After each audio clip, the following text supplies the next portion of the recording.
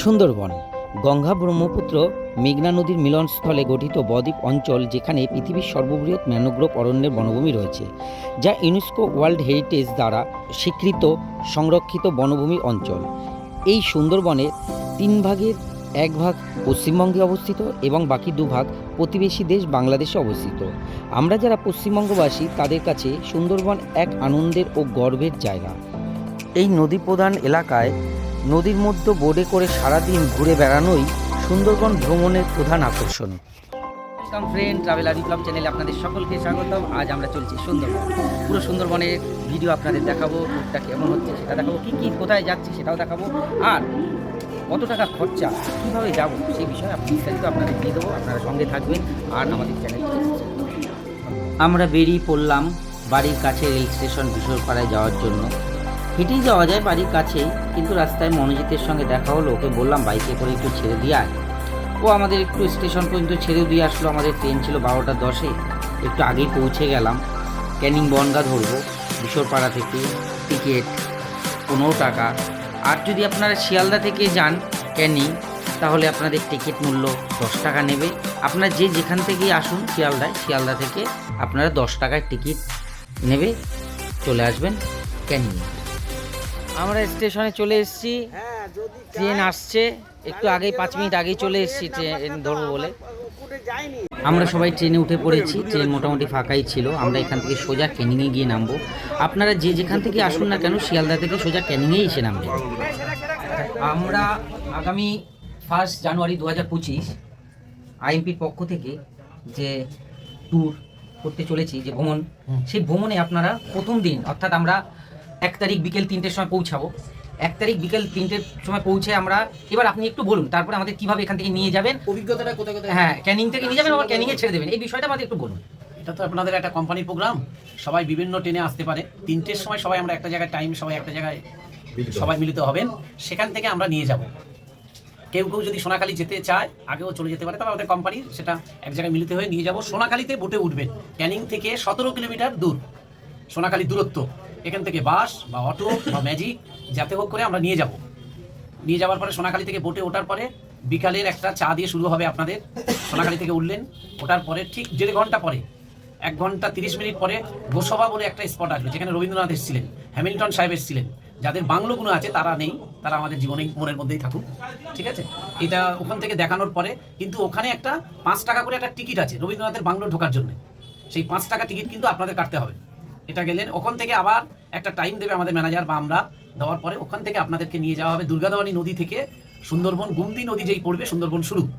ওখান থেকে সুন্দরবনটা দেখতে দেখতে যদি টাইম থাকে, হয়তো আপনি 3টেই আসছেন, তো হয়তো হোটেলে যেতে যেতে আপনাদের সময় চলে আসবে কিছু না হলে 4 ঘন্টা বোটে।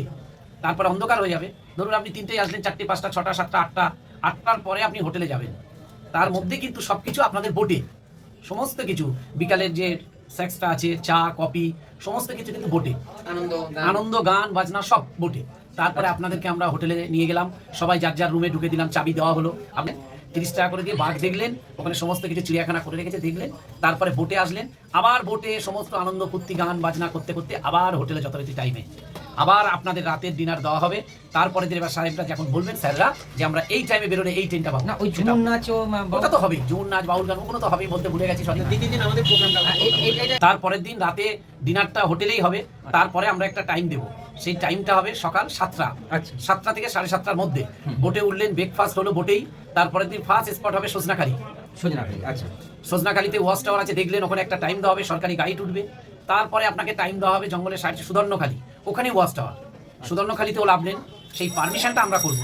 সুদর্ণখালী থেকে নেবে, এর সঙ্গে আরও ছোটো ছোটো খালির নাম আছে, এগুলো জায়গা ওঠার জায়গা নয়, ছোটো ছোটো খালি আছে, পীরখালী, গাজীখালী, ছোটো ছোটো জায়গার নাম আছে। তারপরে আপনাকে দোবাকি ওয়াচ টাওয়ার, দোবাকিতে গিয়ে তারপরে দোবাকি দেখানোর পরে পঞ্চমুখালী, 5টা নদীর মুখ, 5টা নদীর মুখ হয়ে যাওয়ার পরে তারপরে আপনি ঢুকবেন ঝড়খালী। এটা সব সেকেন্ড দিনের কথা বলছি। ঝড়খালীতে ওখানে 30 টাকা করে যার যার কেউ যদি বাঘ দেখতে চায় চিড়িয়াখানার মধ্যে। আমরা এখন এসে পৌঁছালাম ক্যানিং স্টেশনে। স্টেশনের সামনে থেকে বেরিয়ে একটু হেঁটেই অটো স্ট্যান্ড, কিন্তু আমরা অনেকে থাকার কারণে সামনের থেকে না বেরিয়ে স্টেশনের পেছনের দিক থেকে বেরোলাম, কারণ এখানে একটা বড় মাঠ রয়েছে, বড় জায়গা স্পেস রয়েছে, সবাই একসঙ্গে একত্রিত হয়ে যাব, সেই কারণে এই পেছন দিক থেকে আমরা বেরোলাম। আমরা সুন্দরবন ভ্রমণ করছি সাগর সঙ্গম ট্রাভেল এজেন্সির সঙ্গে, তারাই আমাদের জন্য অটোর ব্যবস্থা করে রেখেছিল। স্টেশনের পেছনে মা বনবিবির মন্দির, মাকে প্রণাম করে আমরা আমাদের এবারের ভ্রমণ শুরু করলাম। আমাদের অটো চলে এসছে, এই অটো করেই আমরা যাব, এক এক করে অটো ছাড়া শুরু করবে। আমাদের অটো অলরেডি ছেড়ে দিল, আমরা এগিয়ে যাচ্ছি, পেছনে পরপর সব অটো আসছে, একসঙ্গে সবাই যাব। এখান থেকে সোনাখালি যাচ্ছি, সোনাখালি থেকে বোটে করে পাখিরালয়। যে কোনো জায়গায় বেড়াতে যাওয়াই অনেক নতুন অভিজ্ঞতা তৈরি করে। সুন্দরবন ভ্রমণও ছিল অনেক অ্যাডভেঞ্চারাস, আমি আস্তে আস্তে সবটাই বলবো। তবে সেই জায়গার স্থানীয় লোকজন, সেখানকার কালচার জানাও কিন্তু খুব ইন্টারেস্টিং। এই যে মাতলা নদী, আমরা এখন মাতলা নদী পার হচ্ছি।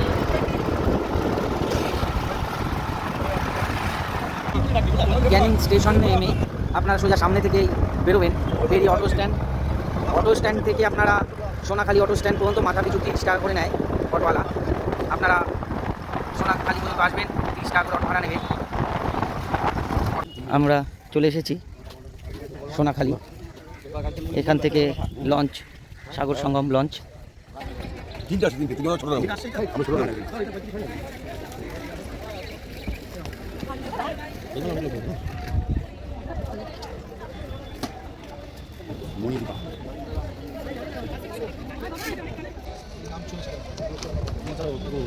সুন্দরবন ভ্রমণে সবচেয়ে বেশি আকর্ষণীয় ইলিশ উৎসবের সময়। আপনারা যারা একা বা পরিবার বা বন্ধুবান্ধবের সঙ্গে সুন্দরবন আসতে চাইছেন, তারা সাগর সঙ্গম ট্রাভেল এজেন্সির সাথে যোগাযোগ করবেন। আমি স্ক্রিনে তাদের ফোন নাম্বার দিয়ে দিয়েছি, আপনারা যোগাযোগ করে নিতে পারেন। ওনারা খুব সুন্দরভাবে আপনাদের সব ব্যবস্থা করে দেবে। 2 রাত 3 দিনের জন্য মাথা পিছু খরচ পড়বে 3000 টাকার মতো। আর ইলিশ উৎসবের সময় অর্থাৎ জুন জুলাই থেকে প্রায় সেপ্টেম্বর অক্টোবরের প্রথম পর্যন্ত মাথা পিছু পড়বে সেই ক্ষেত্রে 3500 টাকা। এই 3500 টাকার মধ্যে আপনাদের সকালের ব্রেকফাস্ট থেকে রাতের ডিনার পর্যন্ত 2 টাইম স্ন্যাক্স, হোটেল সব কিছুই থাকবে।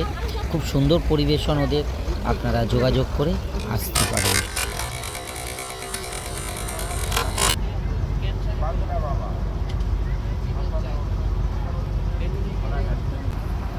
ব্যাংককে 1000 লোক লিডার কি করে হবে চর্চা করুন। সানসেটটা দেখাই আপনাদের।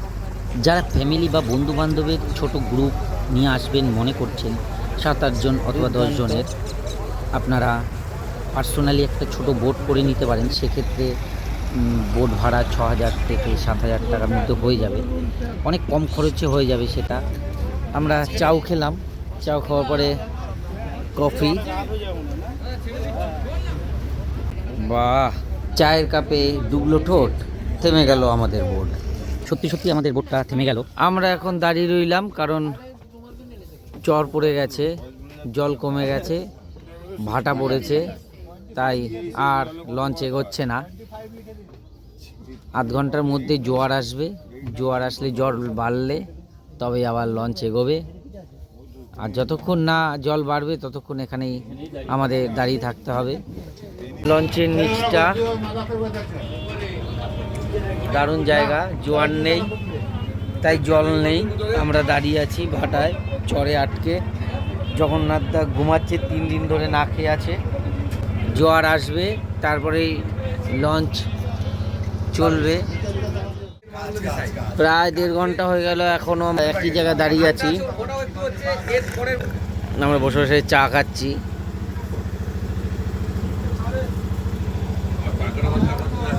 বুড়ো বুড়ো সব।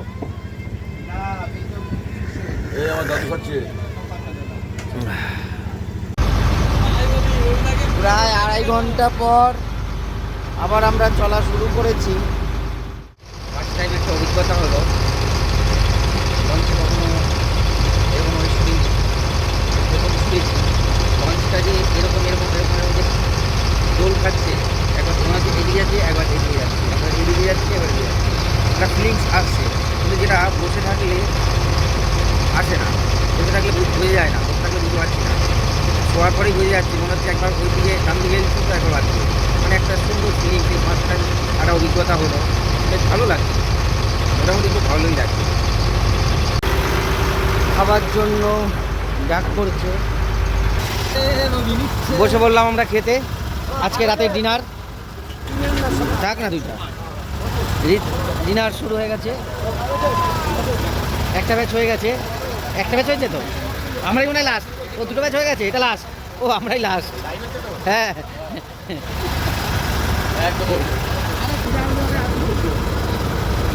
ভাত ডাল আলু ভাজা, পাশে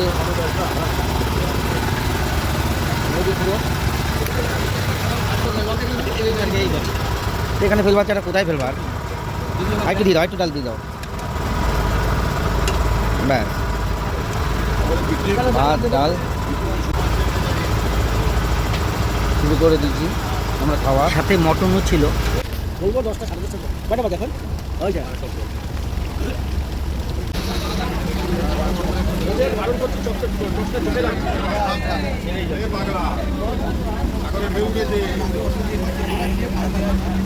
এদের তো খেতে তো দেয়নি, খেতে পেতে দেয়নি, খাবার দেবে না, খাবার শেষ হয়ে গেছে, আর দেবে না বলুন। রাতে খাওয়া হয়ে গেল, মঞ্চের নিচে যে শোয়ার জায়গা সেখানে একটু শুয়ে রেস্ট নিচ্ছি, সবাই মোটামুটি শুয়ে পড়েছে, আবার লাইটও অফ হয়ে গেল, আর কী করে দেখাবো। ঠিক আছে চলুন হোটেলে, কোন হোটেলে উঠছি সেটাও দেখাবো, আমি হোটেলে গিয়ে আপনাদের দেখাবো। আমরা লঞ্চ থেকে নামলাম, নেমে এখন আমাদের হোটেলের দিকে যাচ্ছি, হোটেল গোল্ডেন, হ্যাঁ হোটেল গোল্ডেনের দিকে যাচ্ছি। রবিদা, এই জগন্নাথদা সাইডে এসো। হুম।